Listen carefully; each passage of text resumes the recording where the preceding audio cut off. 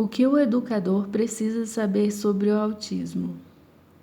Após entender e conhecer a síndrome, faz-se necessário observar as características de cada aluno, observar qual seu comportamento diante das atividades propostas em sala de aula, para assim poder trabalhar métodos de ensino diversificados e sempre estar aproveitando o conhecimento de mundo que cada aluno venha demonstrar em sala. O professor deve ter consciência de sua importância como mediador e compreender que cada criança dentro de sala de aula se desenvolve, amadurece e aprende de forma particular, ou seja, atinge expectativas de aprendizagens únicas e que a todo tempo deve ser valorizada e estimulada a atingir níveis cada vez mais elevados. Vygotsky, em 1978.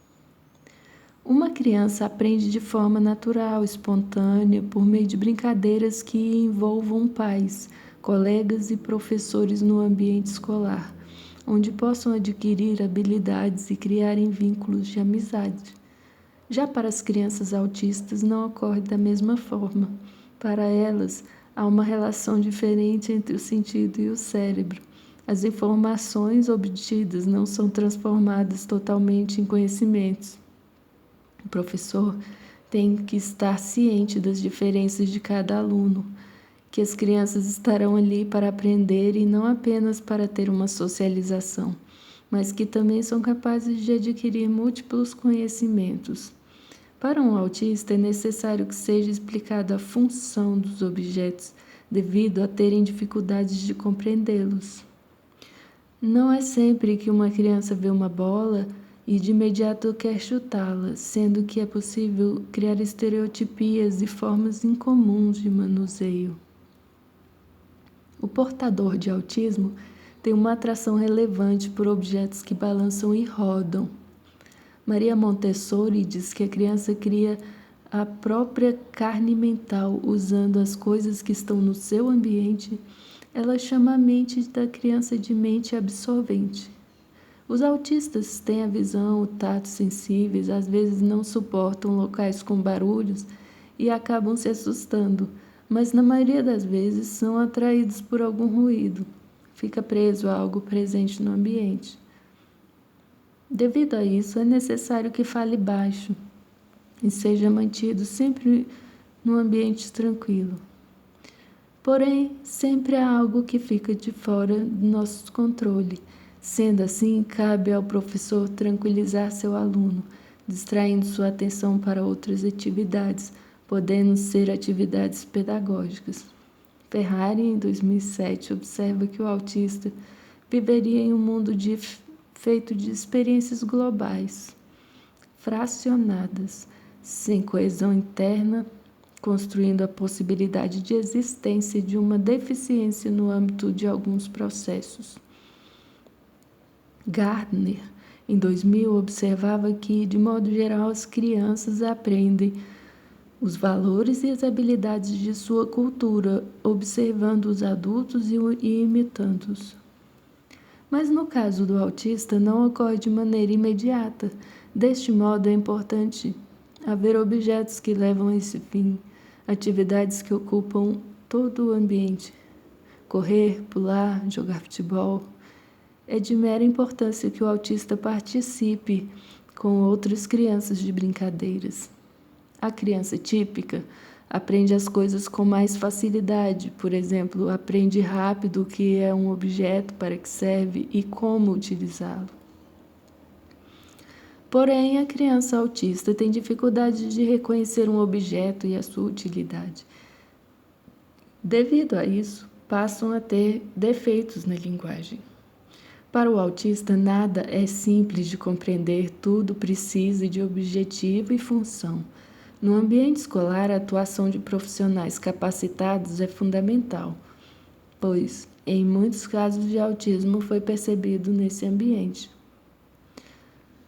Na escola, é preciso haver afeto, atenção, estímulos para conduzir o aluno na sua aprendizagem. Na educação, o caminho é mostrado por quem aprende e não por quem ensina.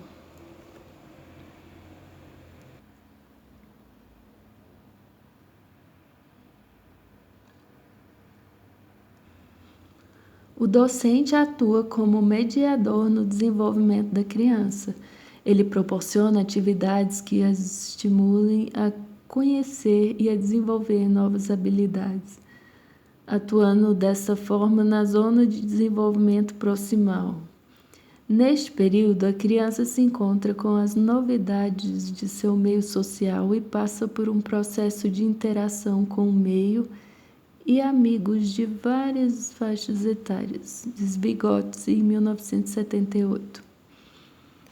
Todos os educadores que trabalhem com crianças portadoras de transtornos precisam ter um olhar amplo, não focando apenas na dificuldade em si que a criança possui, mas também ver o que pode ser feito de melhor para que a criança se desenvolva na aprendizagem, buscando ser aquele educador profissional que pensa no bem-estar de sua sala de aula, entendendo que antes de qualquer dificuldade em que o aluno possa apresentar, mesmo assim dará retorno ao professor. Aquilo que foi lhe ensinado talvez não seja do modo como foi passado pelo professor, mas apresentará retorno de algo que aprendeu apesar de todas as dificuldades que uma criança autista tenha. A mesma irá desenvolver um aprendizado significativo.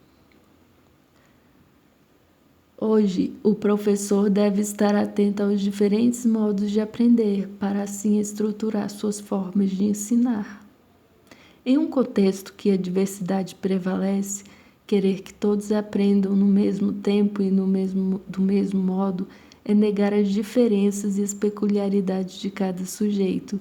Isso não significa ter um planejamento para cada aluno, mas sim, ao planejar suas sequências didáticas, o professor deverá levar em consideração as características individuais e grupais da turma, para que todos tenham a oportunidade de aprender. Vygotsky, em 1997, destaca que o desenvolvimento intelectual ocorre em função das interações sociais que realizam. O referido autor afirma que as pessoas com deficiência não são menos desenvolvidas do que outras, mas que se desenvolvem de maneiras distintas. 5 princípios da educação inclusiva. Primeiro, toda pessoa tem o direito de acesso à educação. Segundo, toda pessoa pode aprender. Terceiro, o processo de aprendizagem de cada pessoa é singular. Quarto, o convívio no ambiente escolar comum beneficia a todos. Quinto, a educação inclusiva diz respeito a todos. Inclusão é um privilégio de conviver com as diferenças.